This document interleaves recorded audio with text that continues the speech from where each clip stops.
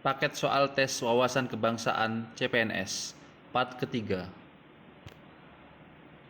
Soal yang pertama, proses pembuatan Pancasila menjadi dasar negara melalui proses yang panjang. Yang memperkenalkan istilah Pancasila pertama kali adalah A. Dr. Andes Muhammad Hatta, B. Muhammad Yamin, C. Insinyur Soekarno, D. Dr. Rajiman Widyodiningrat, E. Supomo. Nama Pancasila dipilih oleh Insinyur Soekarno atas saran ahli bahasa. Ia mengajukan usul mengenai calon dasar negara terdiri atas 5 hal, yaitu yang pertama, nasionalisme atau kebangsaan Indonesia, yang kedua, internasionalisme atau peri kemanusiaan, yang ketiga, mufakat atau demokrasi, yang keempat, kesejahteraan sosial, yang kelima, ketuhanan yang berkebudayaan. Jawaban yang benar adalah yang C, yaitu Insinyur Soekarno. Soal nomor 2. Negara Indonesia merupakan negara demokrasi. Hal tersebut merupakan penjabaran sila A. Ketuhanan yang Maha Esa, B. Kemanusiaan yang adil dan beradab, C. Persatuan Indonesia, D. Kerakyatan yang dipimpin oleh hikmat kebijaksanaan dalam permusyawaratan perwakilan, E. Keadilan sosial bagi seluruh rakyat Indonesia. Langsung kita ke jawabannya. Makna yang terkandung dalam demokrasi adalah dari rakyat, oleh rakyat, dan untuk rakyat, sehingga segala keputusan diambil berdasarkan keinginan rakyat.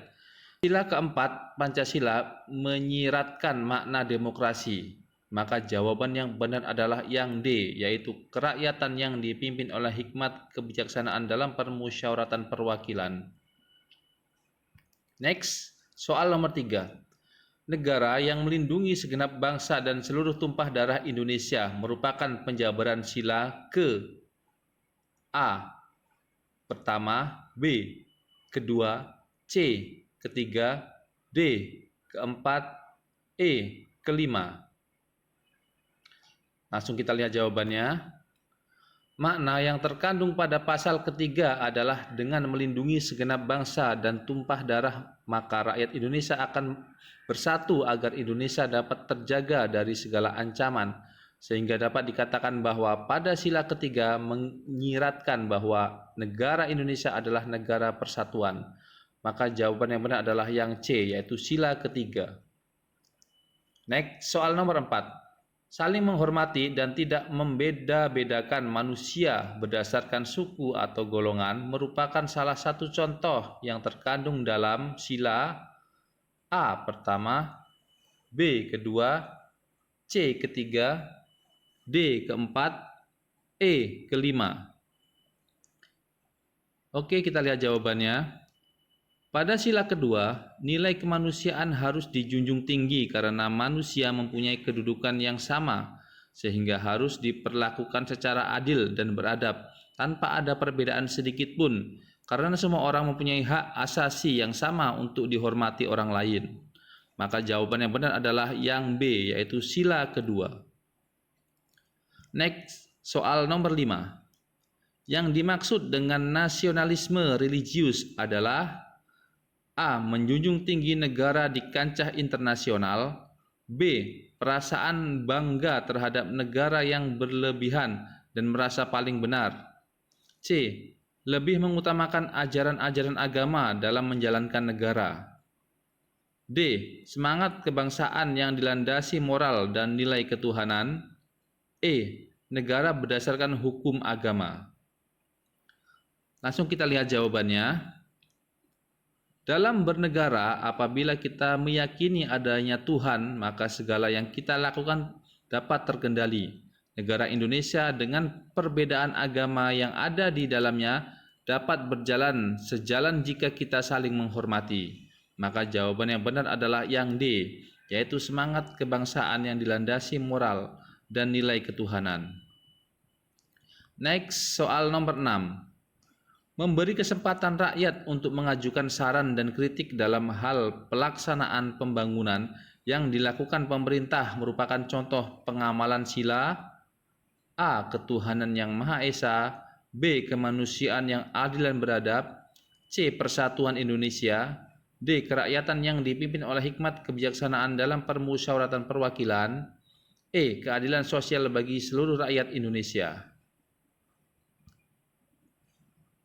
Jawabannya ialah pada sila keempat mengandung nilai demokrasi yang dijunjung tinggi, di mana rakyat dapat ikut serta untuk kemajuan bangsanya. Salah satu cara dengan mengadakan kritik dan saran terhadap pembangunan yang dilakukan oleh pemerintah. Maka jawaban yang benar adalah yang D, yaitu sila keempat. Next, soal nomor 7. Menjalankan pemerintahan yang bersih tanpa adanya kecurangan seperti korupsi merupakan pengamalan sila A. Ketuhanan yang Maha Esa, B. Kemanusiaan yang adil dan beradab, C. Persatuan Indonesia, D. Kerakyatan yang dipimpin oleh hikmat kebijaksanaan dalam permusyawaratan perwakilan, E. Keadilan sosial bagi seluruh rakyat Indonesia. Next, kita lihat jawabannya. Pada sila kelima mengandung makna bahwa keadilan dan pemerataan dalam segala aspek kehidupan bernegara sangat diperlukan agar tercipta Indonesia yang damai dan berkeadilan sosial sesuai dengan cita-cita yang akan dicapai Indonesia yang tercantum dalam pembukaan Undang-Undang Dasar tahun 1945. Maka jawaban yang benar adalah yang E, yaitu sila kelima, keadilan sosial bagi seluruh rakyat Indonesia. Next, soal nomor 8. Sebagai ideologi yang digunakan Indonesia, Pancasila dikenal sebagai ideologi terbuka. Maksudnya adalah A. Pancasila menerima pengaruh ideologi lain dan mengubah kepribadian bangsa. B. Pancasila harus membuka diri terhadap perkembangan zaman. C. Pancasila adalah ideologi yang berasal dari negara lain. D. Adanya Pancasila karena melihat keadaan negara lain. E. Pancasila memberikan keleluasaan negara lain untuk mengikutinya. Next, kita lihat jawabannya. Pancasila harus membuka diri terhadap perkembangan zaman. Maksudnya Pancasila harus mau mengikuti perkembangan zaman agar tidak tertinggal tanpa mengurangi esensi nilai-nilai yang terkandung di dalamnya. Maka jawaban yang benar adalah yang B, yaitu Pancasila harus membuka diri terhadap perkembangan zaman. Next, soal nomor 9. Dimensi fleksibilitas merupakan salah satu aspek terkait dengan Pancasila sebagai ideologi terbuka. Maksudnya adalah A. Mengandung cita-cita yang ingin dicapai. B. Yang terkandung di dalamnya harus berdasarkan nilai yang ada di kehidupan masyarakat. C. Mencerminkan kemampuan sebuah ideologi untuk menyesuaikan diri dengan perkembangan yang ada di masyarakat. D. Mudah dipengaruhi tanpa adanya pemilahan. E. Pancasila dapat diubah kapanpun oleh rakyatnya. Langsung saja kita lihat jawabannya. Dimensi ini berkaitan dengan ideologi terbuka, di mana Pancasila harus dapat membuka diri, menyesuaikan dengan perkembangan zaman sehingga tidak kaku. Maka jawaban yang benar adalah yang C, yaitu mencerminkan kemampuan sebuah ideologi untuk menyesuaikan diri dengan perkembangan yang ada di masyarakat. Next, soal nomor 10. Prinsip di mana adanya pengakuan bahwa kekuasaan tertinggi adalah di tangan rakyat adalah A. Kebijaksanaan, B. Permusyawaratan, C. Perwakilan, D. Kerakyatan, E. Keadilan. Oke, langsung saja kita lihat jawabannya. Demokrasi menjunjung tinggi nilai kerakyatan, di mana rakyat mempunyai kekuasaan tertinggi dalam pemerintahan yang diwakilkan oleh para wakil rakyat di legislatif. Maka jawaban yang benar adalah yang D, yaitu kerakyatan.